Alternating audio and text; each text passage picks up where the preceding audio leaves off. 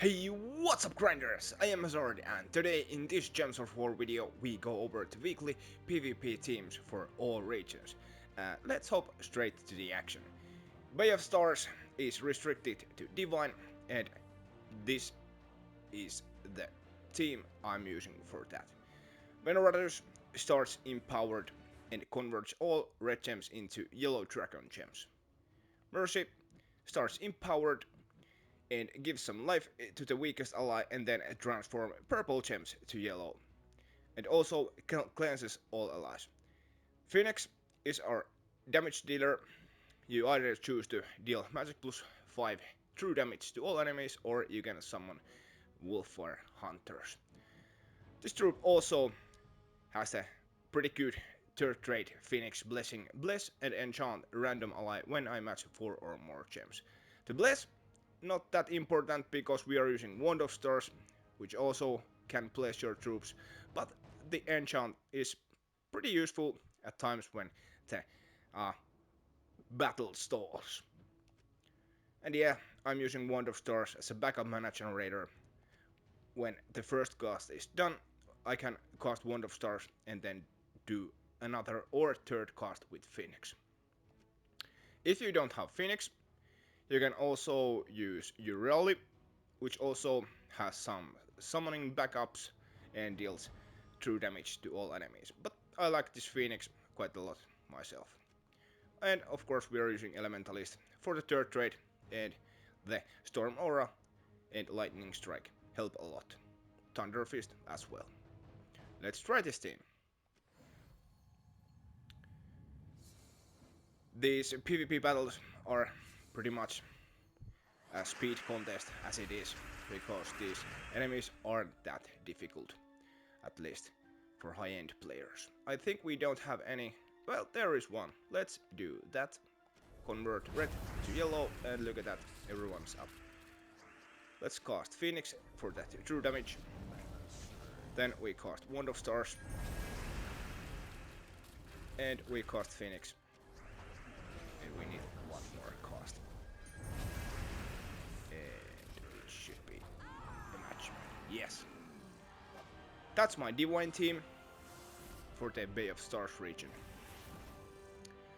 And the spinning wheel of doom is very much present in this current PvP. So try to stick around. Let's suffer together, man. Winter's Reach restricted to Stormheim troops. I'm using this kind of theme. We're using Doomed Hammer up top, which deals some heavy splash damage and stuns blue enemies, which of course works pretty nice if there are blue troops, and also cleanses all blue allies, and we are using 4 blue allies in this lineup. And also explodes some gems as well. And I'm using Titan class. All giant allies start with 50% mana. That means that the boulder starts with 50% mana, and boulder creates 4 skulls boosted by blue allies, and the boost ratio is 4. So we are creating a lot of skulls, and then we have Onyx Giant, which is, surprise surprise, also a giant and starts with 50% mana. This is pretty nice troop, in fact, when you get to use this right. This deals pretty nice scatter damage, helps with the last enemy. The damage is pretty heavy when there is only one troop alive, and then converts 8 gems of chosen color to Uber Doom skulls. Now, when you take a look at the map, and let's say there is, for example, 7 brown gems, and one of those brown gems is aligned in a format skulls, then when you convert those browns, you are guaranteed with an extra turn. But if there is more than 8, then you have to gamble a little bit if you are going to get the extra turn. It's not guaranteed in that case. But anyway, in the last loss we are using Mistralus, who deals magic plus 4 splash damage to 1 to 4 random enemies, 10 shambles to board and gains an extra turn unless she is frozen. And the enchant all allies on extra turns is very useful in this lineup, in my opinion. basically get Balder up. You can cast your hammer to summon a ice storm if your hammer is upgraded, and then it's pretty much a skull bash. Let's try this team. And by the way, as I'm using Titan, I'm also using level 70 Bloodthirsty talent, because I think the Enrage is a lot more useful than the Lightning Strike in this Skull lineup. Or this, yeah, well, basically this is a Skull lineup. Let's take that extra turn to get some enchant. Let's take those reds to get Balder up and going. There isn't much skull, so I think I'm going to take that blue to get my hammer up. Let's take that as well, and that. And I think now is Balder time. We got the extra turn, and now, as you can see, there aren't many yellow gems. Exactly 7. So when I convert those yellow gems to Uber Doom Skulls, this over here is a guaranteed extra turn, which we will do. There. We can take that skull over there. And now we cast our hammer, and Balder is up in the next turn. Cast Balder.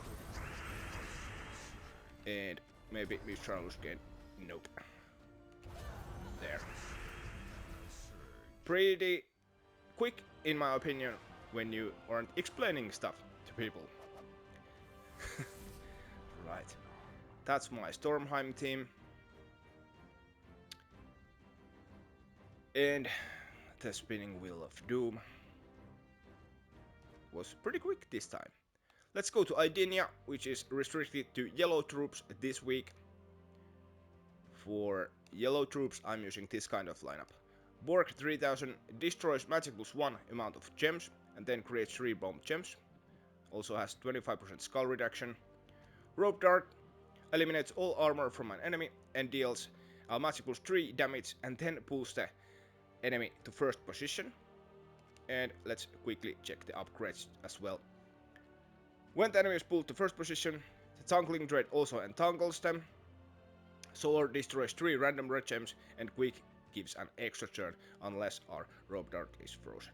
And I'm using Ubastet over here. Now this is a troop that works very well for high-end players, but probably doesn't work as well for the low-level members. Because this troop deals magic +2 damage to the 2 weakest enemies, and the damage is boosted by all ally and enemy attack. If one of the enemies dies, then he will just kill the other one as well. As long as your Rope Dart, when removes the armor and deals somewhat okayish damage to the troop, then your Ubastet pretty much is guaranteed to kill them. However, if your global magic stats are low, then your Rope Dart won't do much damage, and your Ubastet damage is also maybe a little bit short, so keep that in mind. And in the last position, I'm using Daughter of Time. The very useful troop, creates 5 Hourglass gems and 5 Freeze gems, and then gains an extra turn. Also has a 50% chance to convert a yellow gem to Hourglass gem when the turn begins, or your turn begins. Basically, get Borg up, spam it to give mana over here, use Rope Dart, then Ubastet, then you can cast a Daughter to get those Hourglass gem, and you destroy the board and get an extra turn with Borg, and you repeat the process with Rope Dart and Ubastet. And I'm using Mechanist class just to get 50% start to Borg. All mech allies start with 50% mana. Well, of course, Precision gains 2 magic if using Missile, and Rope Dart is a missile. Vanguard gain barrier at the start of the battle. Tactician gain 3 magic at the start of the battle. Mentor, all allies gain 1 magic. Tree of Knowledge gain enchant when matching green gems. Now, those are not bad, but nothing game changing though. Let's try this team. We are rooting for yellow or brown gems right off the bat. And do we have any extra turns? No, that's not. Yeah, I think we. Oh, there's one. Let's take that and that, and ta-da, we're up. Spam the board. Let's take you up. Do you have... Nope, no spell reduction. So, there, 2 gone. Spamborg. Let's create those hourglass gems and we are going to keep our turn. Now here comes a thing. Well, if there wasn't this extra turn over here, we could remember that Rope Dart has that solar upgrade. So when I cast my Rope Dart over here, 3 red gems are going to be destroyed and Ubastet is full. That is also something that if you knowledge that, it will speed up the process sometimes. But yeah, this is pretty quick team.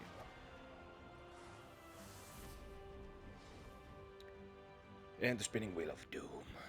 Let's wait about 10 seconds or something like that. Come on, game. This is really annoying. Right. Then we go to the ancient Khet, which is the same as last week, giant restriction. For that, I am using this kind of team. Double Boulder with Wand of Stars, and here I'm using Jotnar Storm Shield, who deals some Druid damage, which is nicely boosted from barriered allies and giant allies, but the main reason for using Jotnar is that third trade gives a random ally a barrier on 4 or 5 gem magics. Sometimes this can stall and the enemy is going to pound you, so the barrier helps with survivability. There are other options too, like the Onyx Giant, which is also a blue. Gotta keep that in mind when using Boulder, because Boulder creates 4 skulls and the rest of the skulls are boosted by blue allies.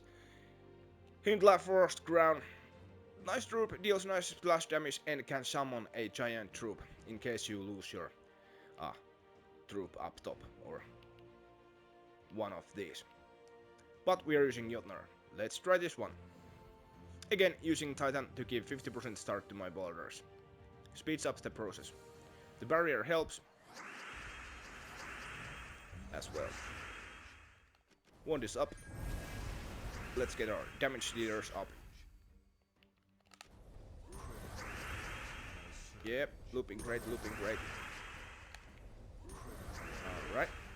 Now, let's create some mana. This is not enough yet, so we are going to cast Boulder, and that Skull Poke was enough. And the Enrage again helps quite a lot. Lightning Strike, we all love that, but in this case, I think the Enrage or the Bloodthirsty talent is worth using. Okay, spinning. Then we hop on to the Geheron, which is restricted by blue troops this time. For blue, I'm using this kind of setup. Eldritch Minion converts all brown gems to purple. The Bane of Mercy gives some attack and converts yellow gems to purple, and also curses all enemies. So if there are some impervious troops, we can then shut them down when they are first cursed, and then the stun comes to play with this Elementalist third trade. Then freeze, burn and entangle is possibility. I'm using Amethylias. We are converting those gems to him or her, I'm not sure. Deals pretty heavy AoE damage, and then we can cast Wand of Stars to get back up Amethylias and do another cast. Pretty simple, but effective. We don't really have to worry about these enemies, in my opinion. They aren't that brutal because there aren't hero that could do some nasty thing with Elementalist, for example. Let's convert yellows to purple. Then we take that, and we can get our first dragon cast in. Yes.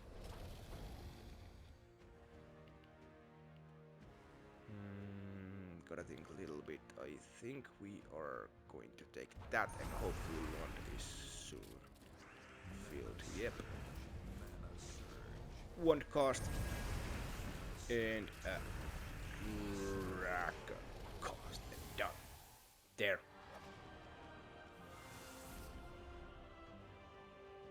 You could use some of the other blue dragons as well in this setup for example, just a second, Emerald Ring is purple, and Saphirex is purple as well. Any of these three, or of course you could use Diamantina as well, but I frankly don't like Diamantina because it kind of...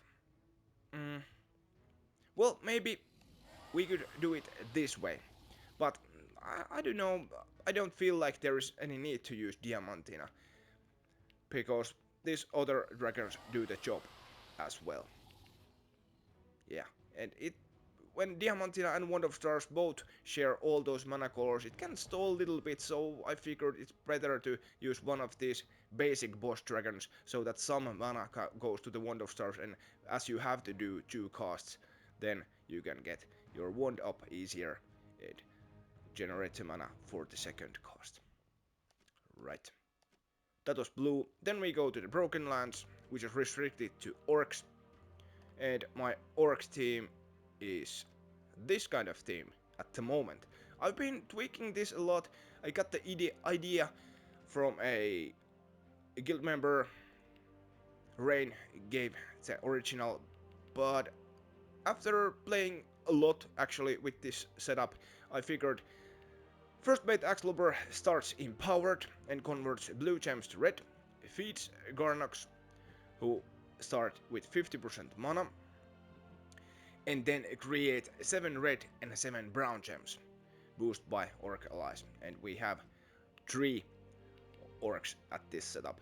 We can loop pretty well with these Garnox and do that AoE true damage with Ruby Macaque. This weapon deals magic +2 true damage to all enemies and then creates 3 broody gems and then explodes 5 gems. Very good weapon, can actually get back up after a cast, but if it doesn't, then we are going to create those brown gems for the weapon with our Garnox. Let's try this team.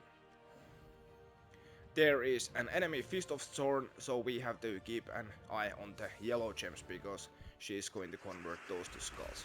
But luckily we have an alignment over here. Blue to red, let's do that. Our Garnox is up. We are going to cast first one. And our Macaque is up.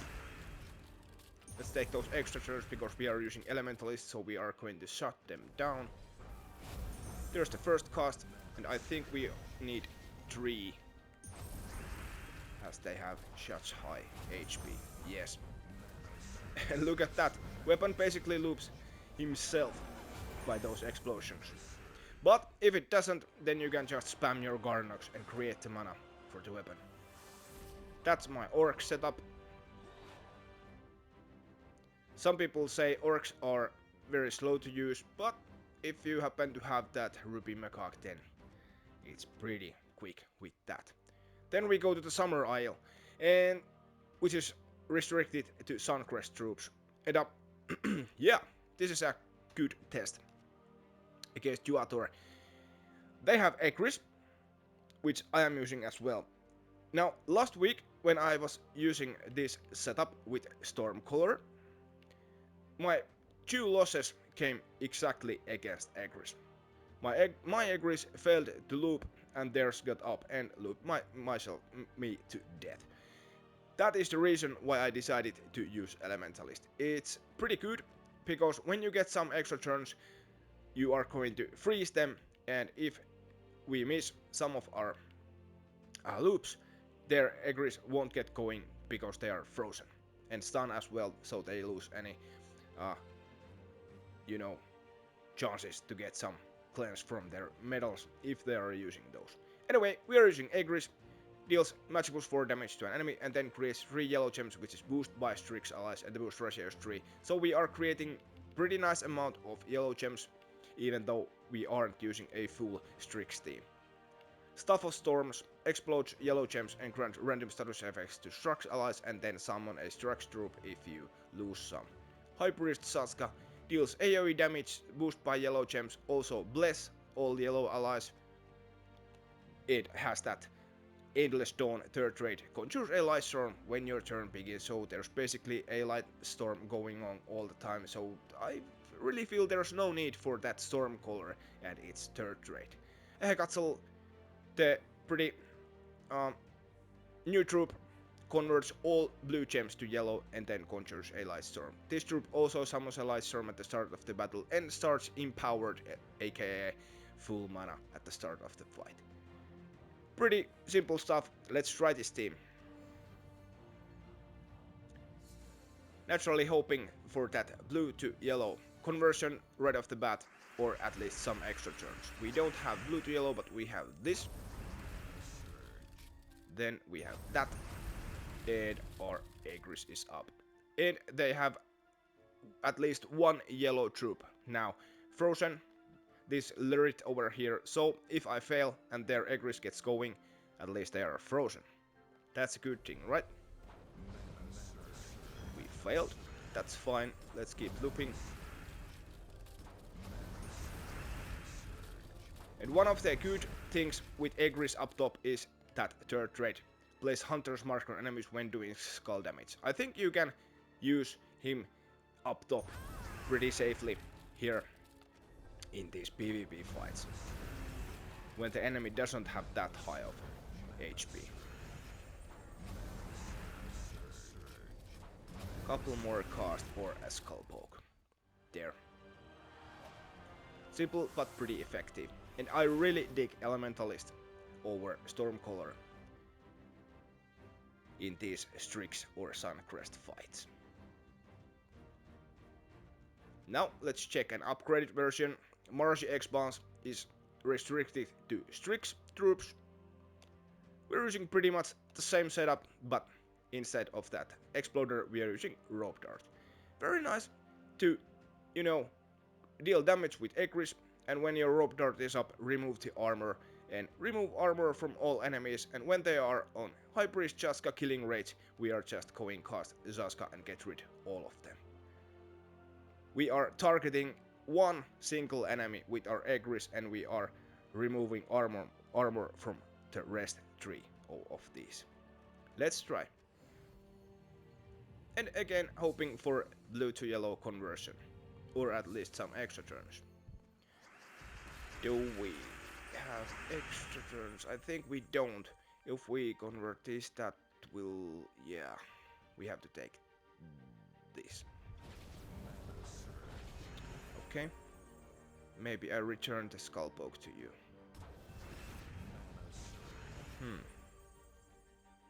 Harpy Mage is problematic. What do I... yeah, there's yellow. Okay. Now we start the spamming process. Remove armor. Deal damage to the bottom troop. Again. Remove armor. Deal damage to the bottom troop. And last cast with High Priest Jaska. Get rid of all of them. Pretty simple team. I'm pretty sure most of you are using something similar.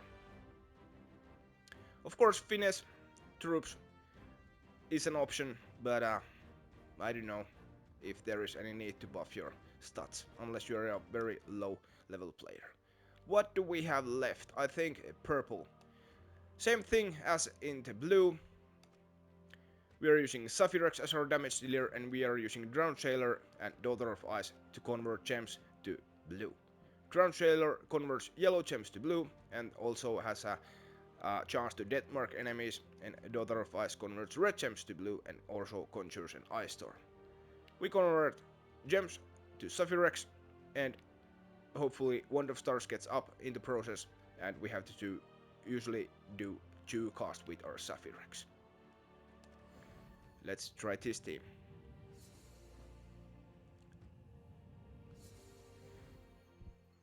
There aren't any conversion alignments. Oh well. Let's do...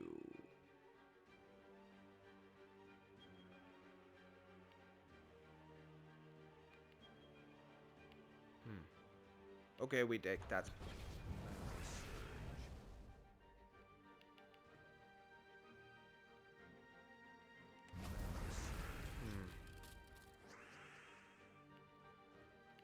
There! Finally!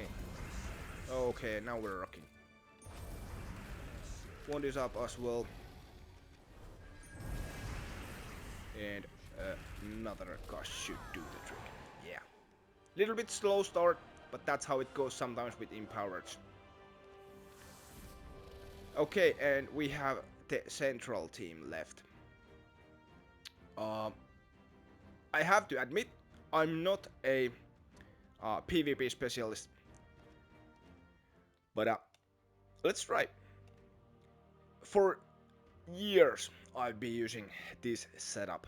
Although, when Daughter of Yasmin wasn't released yet, I used Moonsinger instead. Her. So, here's the trick. We are using Molgandesa convert yellow gems to green, and Daughter converts red gems to green and also conjures a leaf storm. We are generating mana to Queen Beatrix and Essence of Evil. B creates green and brown gems and deals pretty nice true scatter damage. About 4, maybe 5 casts is enough to get rid of these enemies, although Tina has spell reduction, so we maybe want to shut them down. And actually this is something that I probably might lose this fight if I don't get my troops going. They have cleanse option, they also have Essence of Evil, and they have Dina who deals heavy damage. But let's go and try.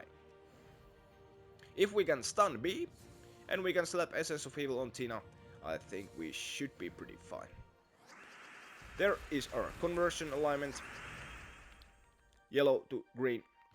And if we were frozen, our B would cleanse us because that Royal Honey trait cleanse all allies when matching 4 or more gems. Let's convert those yellows to green.